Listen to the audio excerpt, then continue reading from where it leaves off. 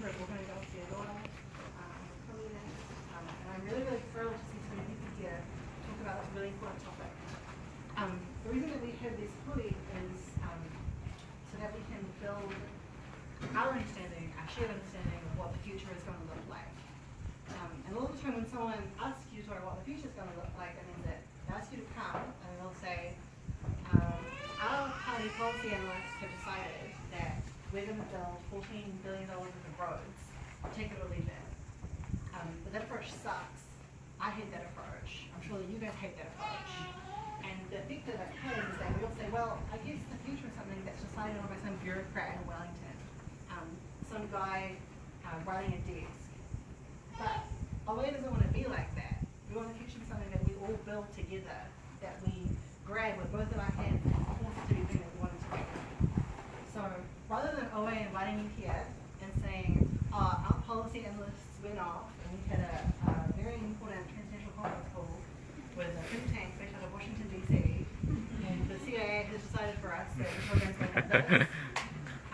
We asked you guys to come here, and we're really honoured that you guys are here with us and you and ourselves, so we can all talk together about what the future is going to look like, what you guys want the future to look like, so we can build the power together to make that our future. So, the topic today is constitutional transformation. This isn't the only thing that we do. We talk about housing, about employment, about healthcare, about all the stuff that's important to us, all the stuff that makes the future worth living in. But today we're going to talk about constitutional transformation, about the subject of decolonisation. So, first of all, I have some housekeeping. Emergency exits are over there or through the nearest window. How this will catch on fire. But I got stung by a bee this morning. I got smoke in my eye. So the next thing on the list, I think, is a small contained fire. So should that break out, leave. You're all flammable, so I'm trusting you to understand that. Take responsibility for that. We're going to have really very, I'm honoured to have you guys here, have our speakers recorded off for about an hour or for however long they want. I'm not their boss. I don't even believe in bosses, I'm a communist. Once these guys finish talking, we're going to have some kai, I think, over in the wharekai right here.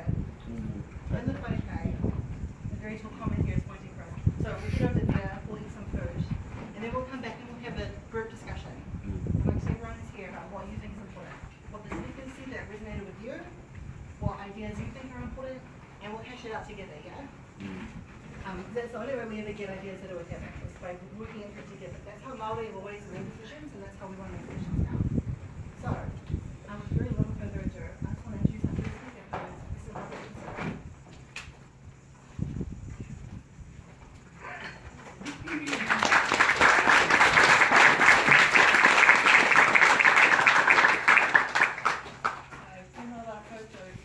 There are seats down here at the front for you, standing out back there. There's several. Aramai. Ko te mea tuatahi me mihi atu ki a tātou I tēnei wā. Haumare mai ngā mihi mai I te hiku o te ika, mai I taku iwi o ngā tikahu. Me te mihi atu ki a koutou o tēnei whenua. Nā koutou I pāpai atu e ngā tukuna o rātou mā, kia mahi e ngā mahi I rungi te tika me te pono. Nō reira kia maumahara ki te tini o rātou, kua mene atu ki te tō. Nō reira ngā mate haere, haere. Ko ki atu ki te kāinga tūturu mō tātou mō te tangata e kore koutou e wareware tia. Ko ki mai ki a tātou ngā uri o rātou mā, e mahi tonua nei ngā mahi. I tukuna e rātou.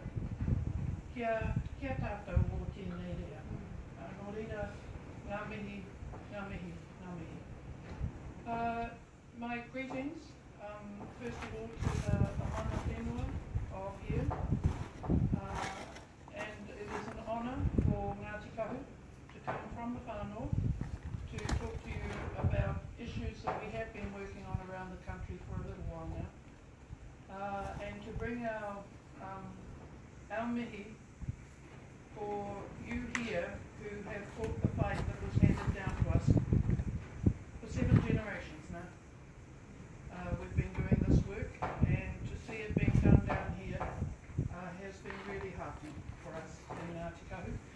mind you, a lot of us in Ngāti Kahu have links here as well, so makes it a lot easier.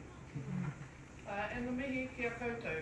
So I estimated that there was going to be at most 40 people here, which is why you only have 40 handouts. Aroha mai, we got that one wrong.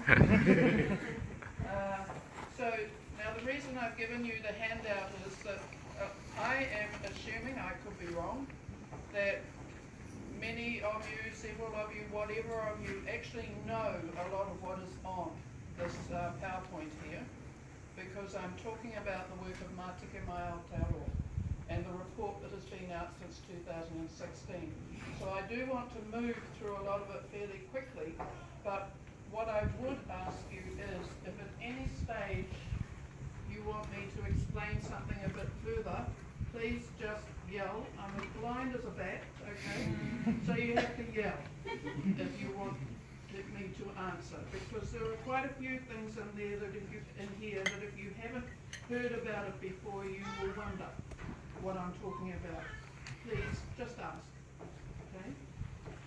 So no, I can't read what's up there. So I was asked to come here today to talk about the work of Decolonise Aotearoa, and my preference would have been to have Moana Jackson here with us as well, because both of us have led this work. Moana, if you don't know about it, just before Christmas was diagnosed with cancer, and please keep him in your prayers. He's going through a very tough time at the moment. So that leaves me. All right, if we can go on to the. Oh no, sorry, you got that one wrong too. Can you go back to that one, because I need to explain. Yeah. On the front cover of the report that came out in 2016, which you just Google constitutional transformation, and you'll come up with this report. There is this logo, and this logo was drawn up for us by rangatahi when we said to them right at the beginning of the process, please draw us up something that portrays where we want to end up in this process of constitutional transformation. And this is a stylized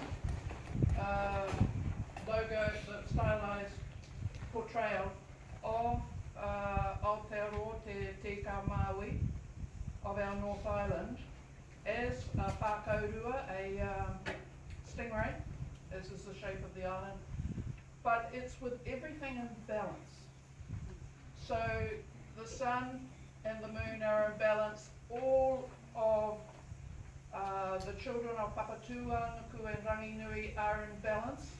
So the fish of the sea, the plants and trees of the land, the sun and the moon, the mountains, and everything else that's underneath it, everything is in balance, including the human beings that are a part of that.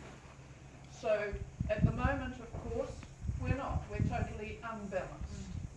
So what we're aiming for is to set the balance right again. So that's why that logo is like it is. The person who actually drew it up is the one who gives you the whole lot. It's a beautiful story. And I wish you'd write it down for me pretty close. Okay. Sorry. All right, so the reference, just flip through this slide. This is the thing that you can Google.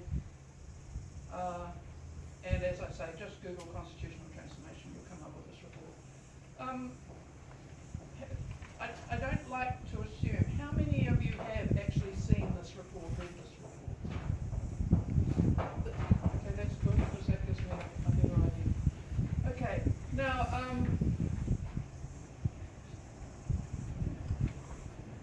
somebody's can I borrow that one of my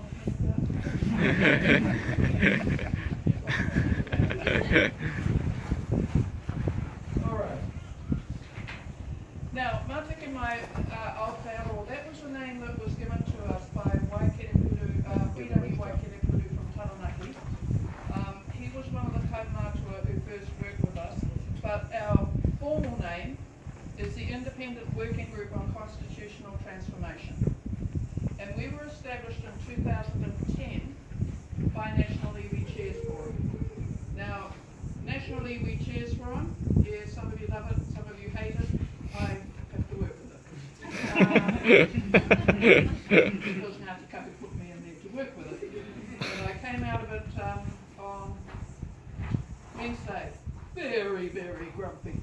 So I can't bear the way some of our iwi chairs and their workers want to trade our rights for money. I hate it. So I was very grumpy. We'll sort it out though. Now, the reason it was set up was because of the powerlessness that Māori have within the current constitutional arrangements. The way this thing went was that we were having a hui up in Waitangi, and I was the designated chair for the day. We share it throughout the Taitokiro when they're in Waitangi. And Moana Jackson was outside, and I said to him, Moana, we want to do a big project on constitutional transformation. Will you please lead it? And I thought, oh God, I'm going to get all sorts. And he looked at me and he said, I would love to. And so that was what was put to National Iwi Chairs Forum. That one, this work was extremely urgent, and two, Moana Jackson would do it. And they went, yes, absolutely. So for all the criticisms about National Iwi Chairs Forum, there is no question about the need for constitutional transformation. And then they said, oh, and Margaret, you will chair it. And I said, well, what do I chair it for? Oh, because you're the one who can keep up with Moana. I don't know about that, but in actual fact, Moana is very easy to work with. So, the reason we ended up setting up a formal group to do this was because in the processes that National Iwi Chairs Forum was doing, we were trying to work on the usual things: housing, health, homelessness, or the whole range of things that impact upon Māori. And we would do a huge amount of work in a particular area, think we were making progress, get so far and hit a brick wall. And the brick wall was that we were never allowed to be part of the decision making as to what would happen. And so whatever we said, the decision would come down on us whether we liked it or not. And every single one of the groups who was working was hitting the same brick wall every time. So as a result of that, we were prevented from addressing injustices, inequities, denial of rights, land confiscation, racism, the whole lot that is the result of the doctrine of discovery and colonisation in this country. Now, I have this habit of asking questions that I don't mean to embarrass people, but are there people in here who do not know what the doctrine of discovery is? Okay, I'll explain. So it rather concerns me on the lack of knowledge of the doctrine of discovery in this country. And at National Iwi Chairs Forum, even though I discuss these things at great length in National Iwi Chairs Forum, on Tuesday or Wednesday I got the question, Margaret, what is the doctrine of discovery? The first thing I will say is Google it. Now, what it comes to is, originally in the 1500s there were papal bulls, things called papal bulls. Now these are edicts that come out of the Vatican and Rome from the Pope. And these edicts were authorised people like Columbus and any other white Christians to go into the countries of non-white, non-Christians, take over the lands, resources, territories, exterminate the people or enslave them, and just completely take over everything that was theirs. So they were authorised to do this. Now what you often hear that referred to these days is white supremacy, but that is the origin of white supremacy, is these edicts out of the Pope in Rome, okay, out of the Pope in the Vatican. Now, don't forget the stick and the rake. Oh yes, so the way you do this thing is you take a stick and you put a piece of coloured rag on it and you step onto somebody else's whenua and you go, I claim this in the name of the Pope, the King of somewhere or something like that. Okay? That's how it was carried out. Now, that applied for the Catholic countries in Europe, but the Protestant countries followed on and you got royal proclamations, and that's what Cook came to this country under, the authority of a royal proclamation that authorised him to do exactly that, go into the lands of non-white, non-Christians, take them over, enslave, exterminate the people who were there. Okay? Now, the doctrine of discovery is fundamentally important to this country because it's what underpins our legal and social system in this country. And you don't have to scratch the surface of the public service very much to get officials, bureaucrats say to you, oh no, we can't do that because of the doctrine of discovery. But if you don't understand what the doctrine of discovery is, then you can't understand just how atrocious that statement is. Okay? So the Office of Treaty Settlements does it regularly, Crown Law does it regularly. The doctrine of discovery underpins everything in this country.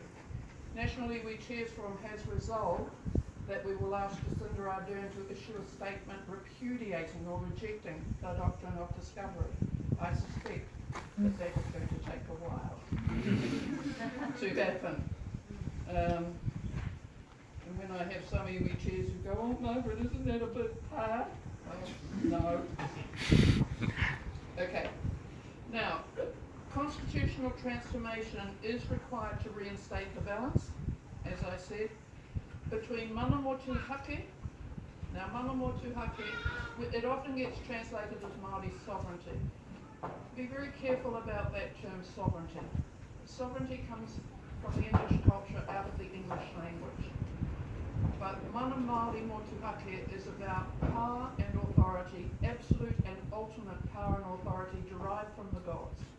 The closest notion you have to it in English is sovereignty, but the two are not the same. So you just need to be careful about that. So you need a balance between that and British kāwanatanga. Now kāwanatanga, and I'm starting to see things in media from our own people who I thought would know better, saying that kāwanatanga was about governance over everybody in this country. It was not. Kāwanatanga was about the right to keep the British immigrants from being lawless. They were horrifically lawless when they came here, to the point that Russell was, where they were all, Kororareka, where they all were, was called the hellhole of the Pacific, because they were just totally lawless. The purpose of kāwanatanga was to keep them under control. It was nothing to do with having any say over Māori in the country. So that's something that I ask you to please just keep a finger on. I was quite surprised when I saw in the Herald somebody saying that I would have expected to know better, that kāwanatanga is for all of us. It's not. Now, so that was what was agreed to. The next one, I think that just where I'm standing means I can't read what's on this. Our terms of reference, you can flip that whole slide down. The job that Mātiki Mai Aotearoa was given was this: to develop and implement a model for an inclusive constitution for Aotearoa. Now that word inclusive is very, very important, because what you get, the constitutional arrangements, does everybody know this country doesn't have a recognised written constitution? Okay, so we do actually have a written constitution. It is He Hapaputanga, or Te Rangatiratanga o New Tireni, and it's what I refer to as its codicil, Te Tiriti o Waititi. But the constitutional arrangements you have in this country were put in place based on Westminster requirements. They come from England. They were put in place for English, and by and large for English men who are wealthy. That's what the constitutional arrangements here are for. The result of that is that many are excluded excluded from it, and we all know how people are excluded here. That is why our job was to get something that was inclusive. So very important, that one. It had to be based on tikanga and kawa. We use both those terms because it's sometimes known as tikanga, which for us at home is our laws. Elsewhere in the country it's known as kawa. He hakaputanga o te rangatiratanga o New Tirini, that is the 1835 Declaration of Sovereignty. They often refer to it as the Declaration of Independence. It was much more than that. And the closest word in English is sovereignty, but it was a declaration of the fact that the mana of this country rests in the hapu. And it's the hapu who have complete and absolute power and authority throughout the country. And that nobody else shall make laws except those hapu. And that they would, what did they do? They thanked the British for recognising the flag that they had to have. You all know the whakamenenga flag, okay? Which was the flag they had to have to stop their boats getting arrested and taken off them and confiscated when they went to Sydney. It's, I think our tupuna were a bit pragmatic in the way they dealt with these things. So, he hakaputanga. In my whānau, he hakaputanga is just, we've always known about it mainly because my tupuna signed it. As I go around the country, I realise that there are a lot of places where Māori around the country know nothing about he hakaputanga. For us in the Tai Tokerau, it's our baseline. It's an extremely important document. It sets out where sovereignty lies in this country.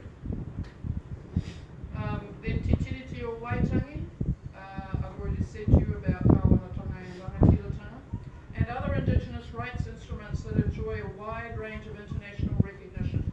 Now, that's, so we're going into the international fora. In the United Nations, I have misgivings about the United Nations because that is the states all coming together. However, there are some very good parts of the United Nations that over the last, I'd say, 10 years have been very helpful to us. So we have UNDRIP, the United Nations Declaration on the Rights of Indigenous People. That is very helpful for us as providing not rights that we have been given, for heaven's sake. They are standards of rights that are ours as of right. It's not as if there's something more. They're actually less than the human rights that are recognised in the United Nations. So those are the things that we're working off, and the very clear message that came to us that the Westminster constitutional system as implemented since 1840 does not and cannot give effect to Te Tiriti o Waitangi. It wasn't put in place for that purpose anyway. So it's never ever. And there's no good tweaking it because it wasn't put there for that purpose anyway. Alright, so going down to, what were we aiming to do in a general sense? So that's to create a future environment where, one, Māori are fully recognised and respected, instead of being this, we're on the margins of everything. If you're Māori, you're born on the margins. So we want that we are fully recognised and respected, that tikanga, our laws, mātauranga Māori, our way of understanding the world, our knowledge, he hakaputanga and te tiriti are a natural part of the country. In other words, when children go to school, part of what they learn as being the way the world is about he hakaputanga and te tiriti. That hapu and iwi exercise their own mana. And that there's just no question about the fact that we make our own decisions about our own lives on our own lands. The Constitution is for good, all people have a respected constitutional place. So instead of just the rich, white males, who have a very respected constitutional place in this country, it's everyone.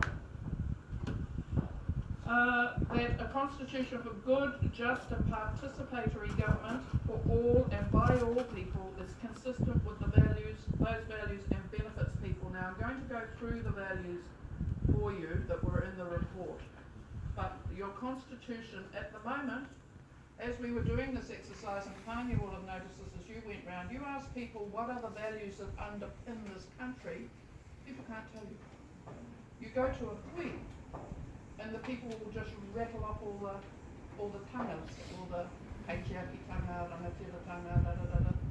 But for most New Zealanders, they don't have a hui. All New Zealanders will prosper and celebrate heritage. To me, that just shouldn't be a question. Māori contribute positively to the growing international activity around constitutional transformation for Indigenous people. From what I am seeing when I visit the United Nations, we here, Māori here, are seen as being at the forefront of this sort of work, but there is a lot of very good work being done elsewhere as well. And I see it, the countries that I take most note of because they've got the most similar arrangements to us is Australia, Canada and the United States. And there's some very good work being done there that we can learn from them as well. Now, moving on from that to the report itself. So, there are, Wana wrote most of this report. I would have written half a dozen pages of it. He did the rest of it. It's 125 pages. That sounds like a lot, but it is not, and the reason Wana wrote it is it's not an academic document. Okay? And he wrote it for our people, so that it was easy to read and simple. But even though it's really easy to read and simple, please read it carefully, because every sentence has a lot of depth and thinking behind it. Moana took 3 years to write that report, drove me nearly crazy. But the reason he did that was so that he could make sure that every single sentence was very, very carefully crafted. So you read it through and you think, oh yeah, that sounds right. Just read it again, okay? And think about the depth behind it. So he split it up into 5 parts: the nature of constitutions, constitutional foundations, the values, the vision, and that's what I would like groups like this to please think about, that vision, and then the recommendations that came out of it. Okay? Now, the nature of constitutions. One of the things that we found very early on in the piece was that people assumed that constitutions were too complicated, and that you had to have legal training, and you had to have constitutional law training to even understand what a constitution is. What a load of rubbish! Okay, and Wana was just so great as he would explain to the people that constitutions are simply about making decisions. And what he would say to people as he went around is, Anya Marae, do you know how to make decisions? Yeah, of course we know how to make decisions, Anya Marae. That's a constitutional action behaviour. Okay? People make constitutional decisions all the time. So, first of all, it's about making decisions. Now, government is the process people choose to regulate their affairs. And what's important about this is it's the people who decide this, not constitutional lawyers, it's the people. And a constitution is a code or set of rules to describe how government will function, who will make the rules, how to abide by them and live together amicably. And what makes a constitution work is that it has come out of the people. And that is why in the work of Mātika Aotearoa, both Moana and I did not want to sit down and talk to the government about this until the people were okay with it. Because at the end of the day, that's what government is meant to be there for, is to carry out the wishes of the people. Yeah, right. Okay. Now, constitutions, there's 2 things that underpin what constitutions are. So they're based on concept of power power and the site of power. Now, the concept of power is the philosophy of constitutional authority and the values that underpin it. Now, that might sound a little bit complex, but I'm going to give you an example. And then the site of power is the institutional place where society decides power is exercised and the limits that are placed on it. All right. Now, going over, so it is absolutely key to remember that constitutions are cultural creations. We will hear that the constitution of this country has to be based on the one that came out of Europe. Well, the constitutions in Europe are for Europe. They're not for this country, which is why they don't work here. The culture here is not just a European culture, although I know that's what they try to do. That's the doctrine of discovery, okay? But for a constitution to be come out of the people of here, it cannot be the same as what it is in Europe. So it's a cultural creation. And just to show you the difference and how different constitutional makeups can be, I've got two examples here. One comes out of the Western concept, and the other is the Māori concept. So the Western concept and site of power is very hierarchical. It's top down. Okay? The top makes the decision and opposes it. And in that system, sovereignty is the most high and perpetual power over the citizens. Okay? And you'll recognise that as what we've got here in this country. And the site is the monarch in Parliament. And we still go through that process here where the monarch opens Parliament each year with absolute authority and dominion over the land and the people. Okay? So that's the Western concept. It's out of Europe. The Māori concept and site of power, the concept of power for us is mama. And we know that. Absolute power and authority derived from the gods. That is our definition of power. The site of power is in our ariki or our rangatira. Up home, we use rangatira for our leaders. Elsewhere, they are also referred to as ariki, the very senior ones. Now, there is a big difference here because power is bestowed by the people to be exercised in a way that is tika. I do hear people saying, oh, in the old days the rangatira had absolute say and what they said went. That is not an accurate representation. The rangatira's job was to listen to the people, hear what they were saying, and then make his decision based on what the people wanted. Because it's really simple. If a rangatira ends up making a decision that the people don't like, he won't be a rangatira for very long. He's gone. Okay? And remember what the word rangatira actually means. Rangatira, the job of a rangatira is to keep the people together. And ranga, this is how my kaumata explained it. A ranga is a shoal, that's the word for a shoal of fish. Okay? And if you think about a shoal of fish, they will all swim together, sometimes they peel off, but they'll all come back together again. And then there's a tira, and a tira is a group of people. And the question that went with this is all Aotearoa, of course. You see a shoal of fish swimming in the sea, and they're all keeping together. You look to the land, and there is a tira, a group of people wandering aimlessly. Who is going to bring those people together so that they can move as one? And the answer is a rangatira.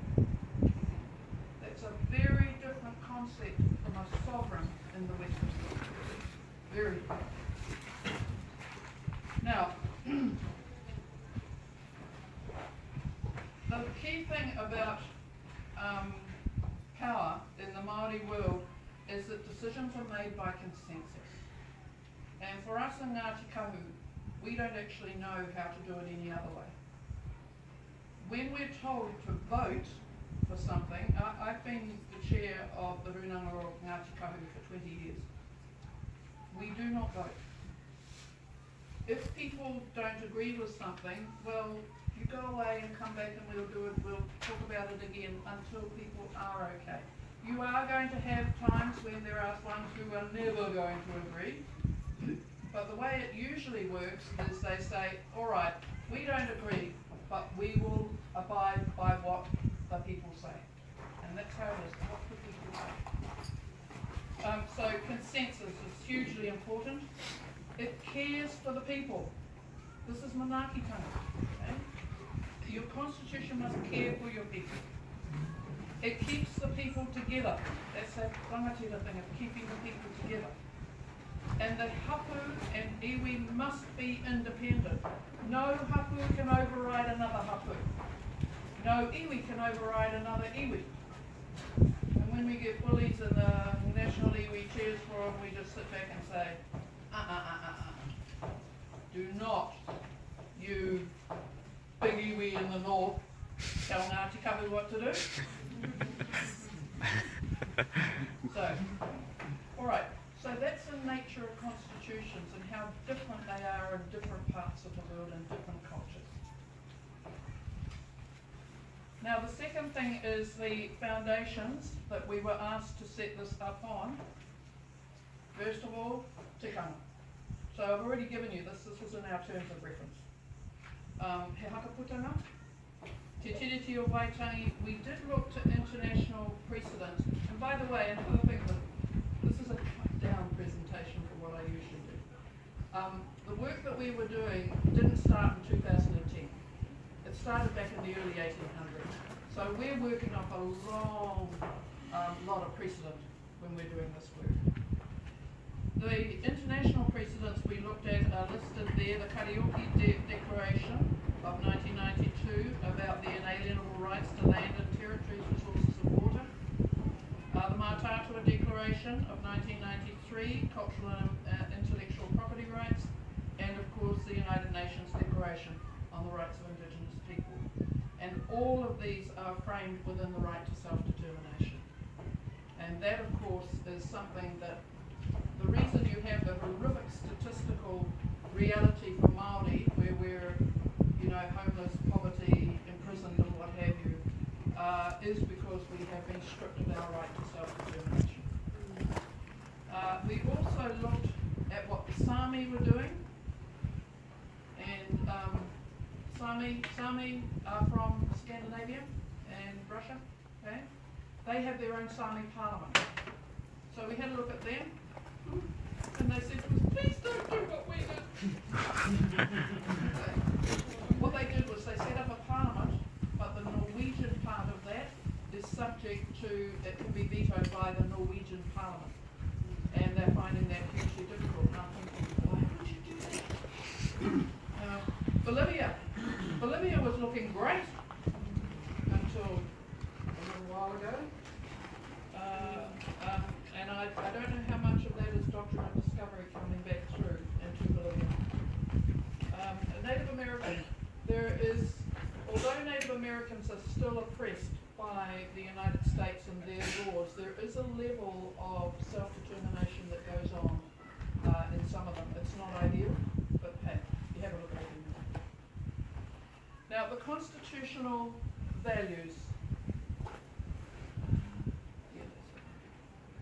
Alright, the constitutional values, when we went round and did all this work, there were 252 hui around the country, by the way, on this. The way it went was, we didn't say we're coming somewhere and, come to our hui. We said, if you want us to come and talk to you, we'll come and talk to you. And we had 252 requests for it. So that's another reason why it took so long. Moana Jackson went to every single one of those hui. I went to about 60 of them. But in addition to that, we set up rangatahi group that Panya had a great deal to do with for this region here, and they ran another 70 of their own. Theirs were a lot more exciting than ours. They had all whiz-bang sorts of stuff, and you signed big flags, and it was great. We sort of,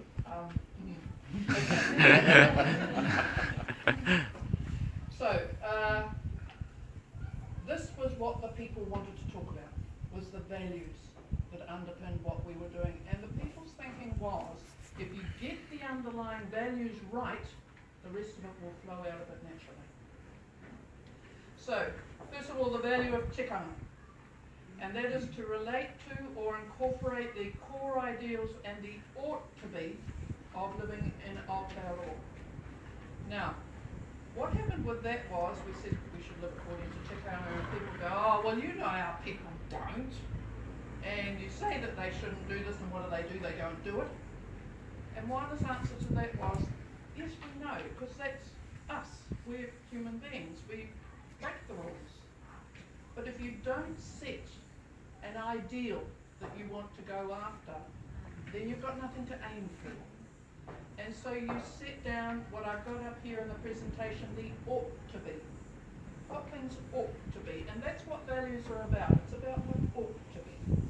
Okay? Then the value of community. To facilitate the fair representation and good relationships between all people, so that we can get away from this individualistic idea and come together as a community. The value of belonging. To foster the sense of belonging for everyone in the community, instead of half of us feeling alienated, marginalised, that everybody feels that they belong. The value of place. Now this one was hugely important. To promote relationships with and to ensure the protection of papatūānuku.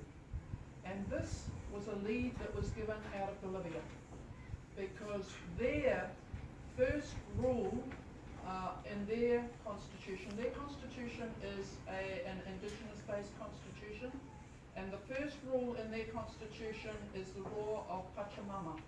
Pachamama is our papatūānuku, because if you do not look after her, we're gone. So the first law must always be to the well-being of papatūānuku or Pachamama. Okay? So that was the value of place. And then on the next slide is the value of balance. To ensure respect for the authority of rangatiratanga and kawanatanga.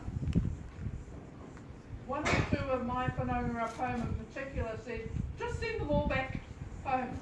And our kaumātua said, no, we invited them here. They are here. Now we've just got to learn to get on with each other and restore the balance. Yeah, and some of our young ones are very impatient. But I must say that at the end of the day, because Moana, they tried to challenge me, my own nephews, trying to challenge me, and I'm saying, but it's not what I hear our Kui and Kaumātua and the whānau and Hapu saying. So off he went and had a go at Moana, and Moana said, it's not what the people said. So, yeah. The value of conciliation. Now this is something that I have heard ever since I was really young, about how odd the situation is. To have the underlying jurisdictional base and means of resolution to guarantee a conciliatory and consensual democracy.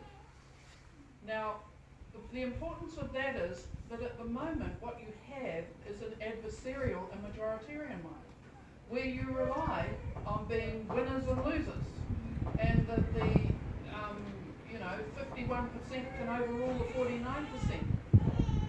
I remember very early in the piece where we did have a vote in Ngāti Kahu, and it came out like about that 51-49.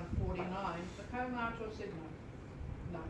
Because what that means is that half the people don't agree. How are you going to work with that? Okay.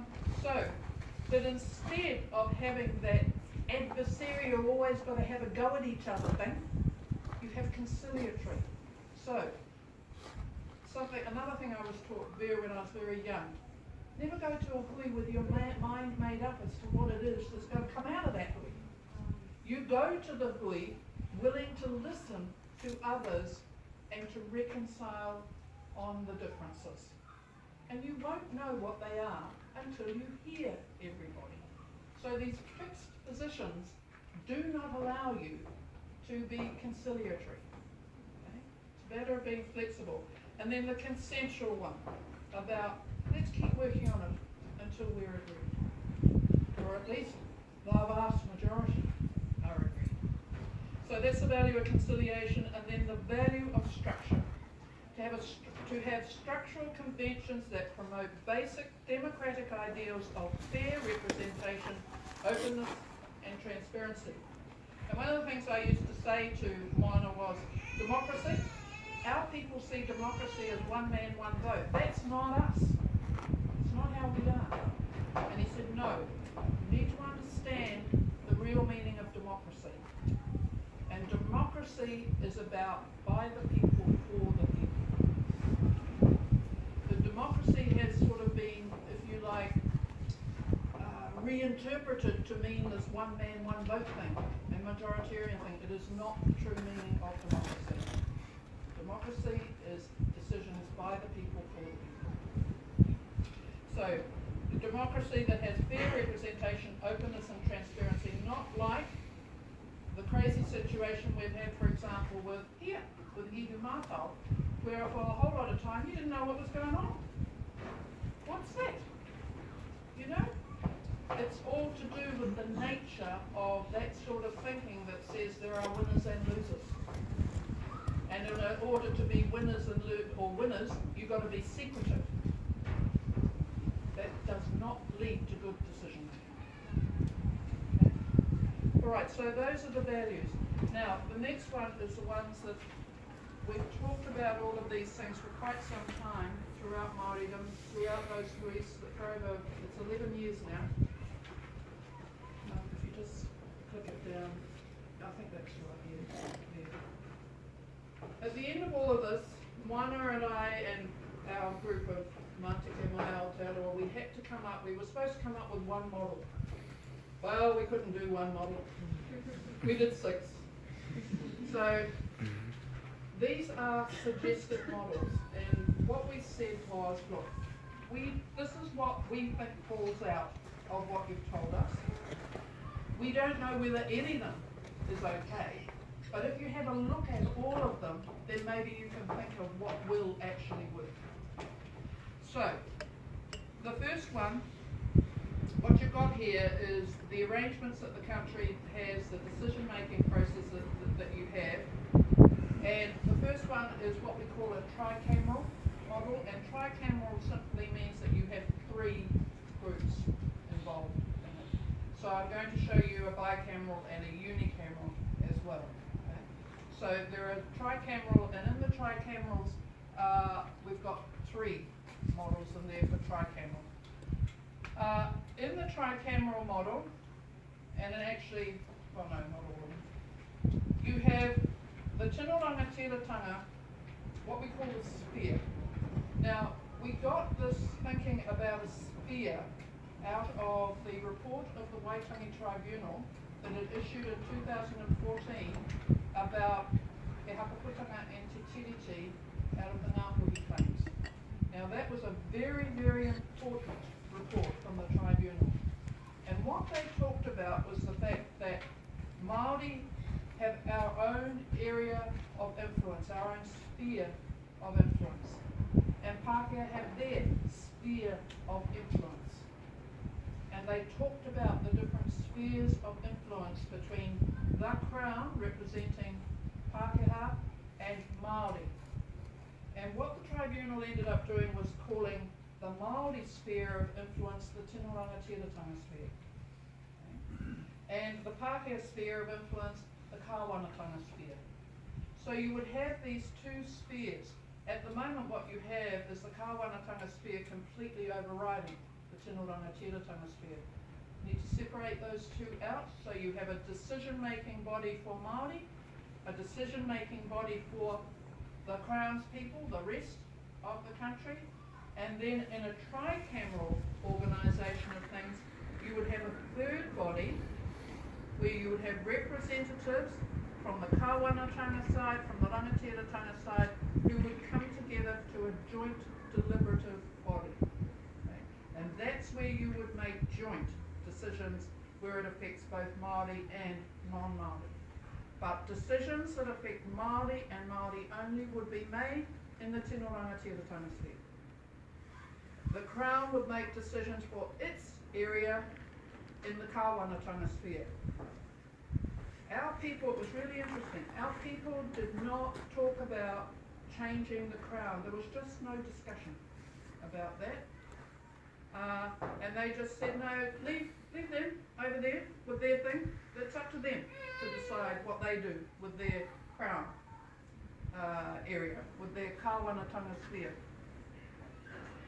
The thing that would be different is that they would no longer have any power to make decisions for Māori. They would all be taken out and put on the Kāwanatanga side. Alright, so that's the first model that we have, and in that, sorry, there is another, if you just click down here. In that Tino Rangatiratanga sphere, it would be made up of representatives of iwi and hapu. Okay? Now if you turn it on, so the next one is again a tricameral one, but in this one, the Rangatiratanga side is not just hapu and iwi. It includes, I've got here and on the diagram you'll see urban, but that, I just couldn't fit it on the side. It's for all other groups, so rangatahi, women, LGBTQI+,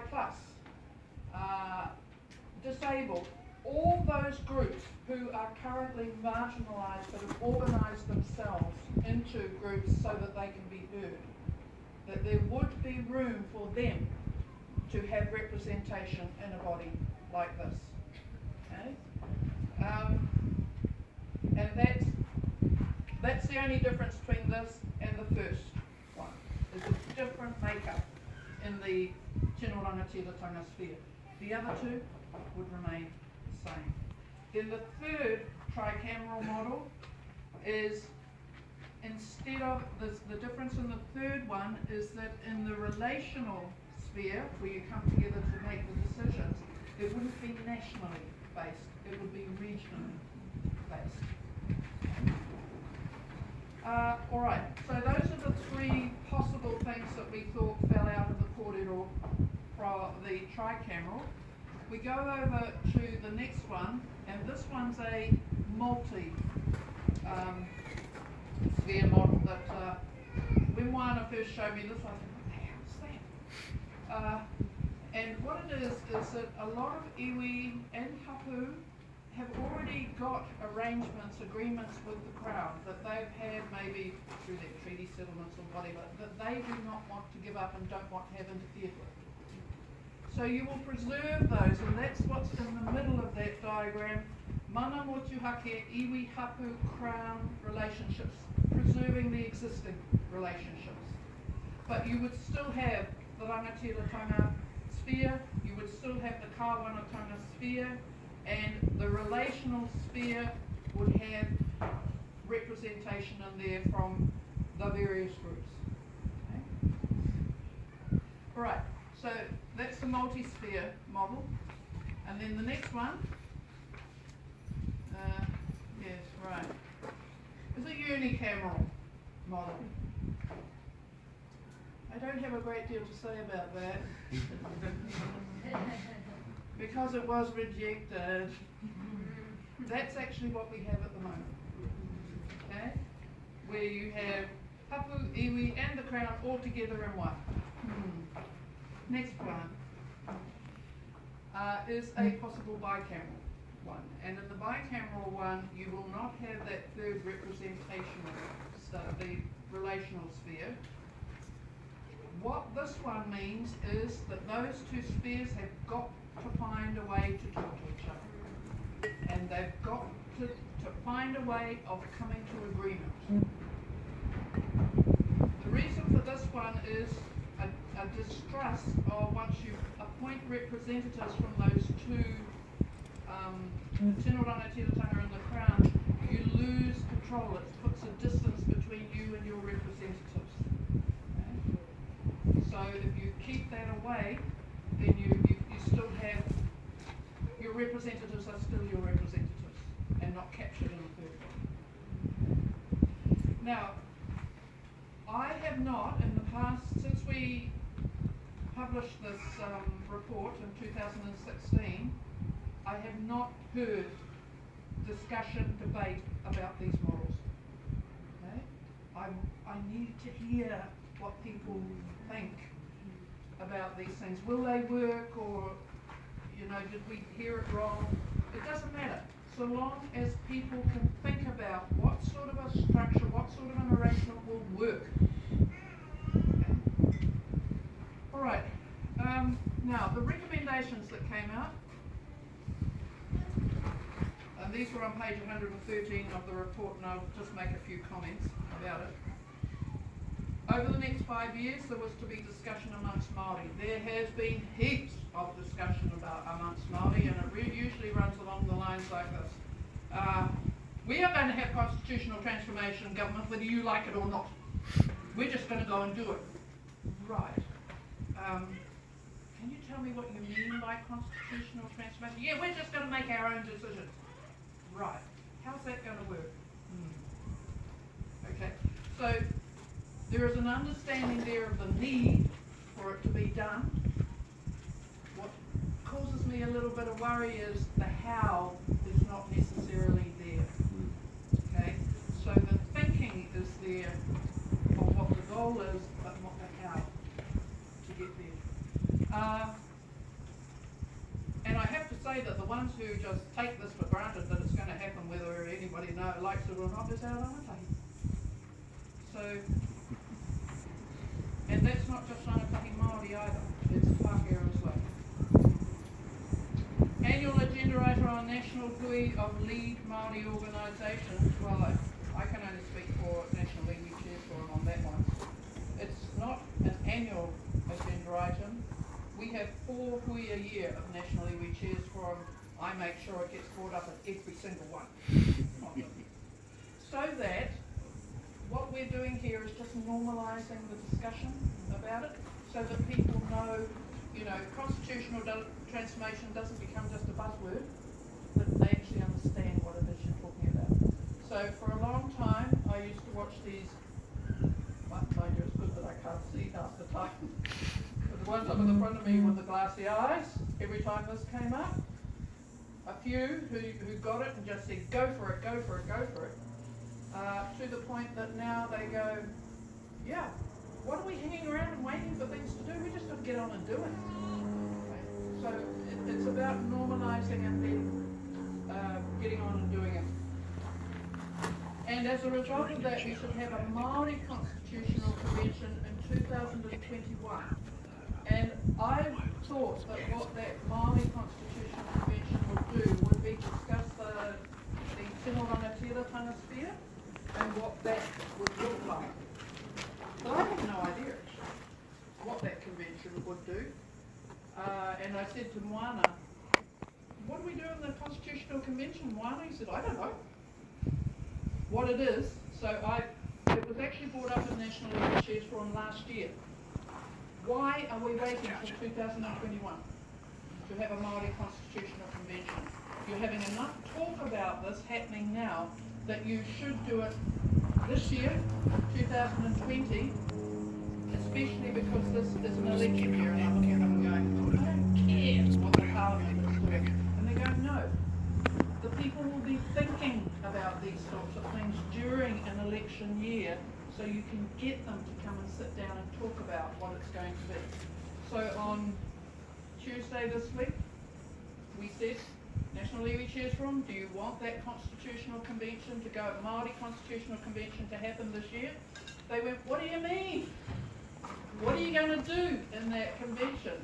And so they talked about it for a while and said, well, we just bring the people together, make sure that they've got the information and ask them, what is the way ahead? What is the model that you want? And ask them to come to their hui to answer those questions. Now, what we're thinking, and this is just thinking, and we'll keep people informed about this, is that it will happen in November before the 4th hui of National Iwi Chairs Forum, and it'll probably take place in Taranaki, okay? Because that's where we're holding it. And for that one, I will make sure that it is pānui far and wide. It is not just for National Iwi Chairs Forum. It's for everyone. We need to know what it is people have been thinking about, talking about, what will work. Okay. November this year. We were supposed to establish a working group to work out the structural and procedural issues for Māori. Well, we haven't done that. But I tell you what has happened is that Māori lawyers have come together asking, do you want us to help you do this sort of thing? My only worry about Māori lawyers doing this is they tend to pull on Western models. Okay? But they know very well that they cannot pull on Western models.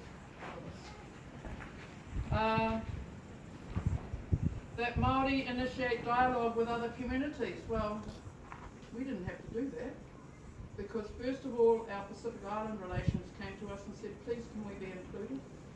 We said not a problem. And then Indian communities came to us, Chinese communities came to us. It's the non-white communities that came to us first, but also treaty workers, quite a few Pākehā organisations, and you've got me here today. So there were others, and in one hui, a Pākehā fella said to me, I don't like the Kāwanatanga sphere. Can I please come over into the Rangatiratanga sphere? And the answer was really quite simple. When you're in the Kāwanatanga sphere, you abide by the Kāwanatanga's rules. When you're in the Rangatiratanga sphere, you abide by the Rangatiratanga rules. Okay? So, you go where you're prepared to abide by what they do in the spheres. Okay? So those, I'm very heartened with the discussion that has gone on. Iwi Hapu and lead Māori organisations initiate dialogue with the Crown. Yeah, well that's a waste of time.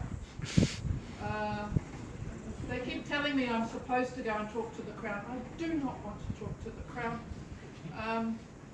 but others do anyway, and the answer is doctrine of discovery applies. Okay? And it's really interesting. You have got some good minds in Parliament, but when it comes to talking this stuff, they won't do it. Really interesting. That's why it's for the people to decide. 2021 start organising a Tiriti convention for the country. So this is to include everything. So very, very clear that it's Māori who need to lead this. We are responsible at the end of the day for our country. Okay? But we must take the rest of the country with us. And then we had that all approved by National Iwi Chairs Forum 2016.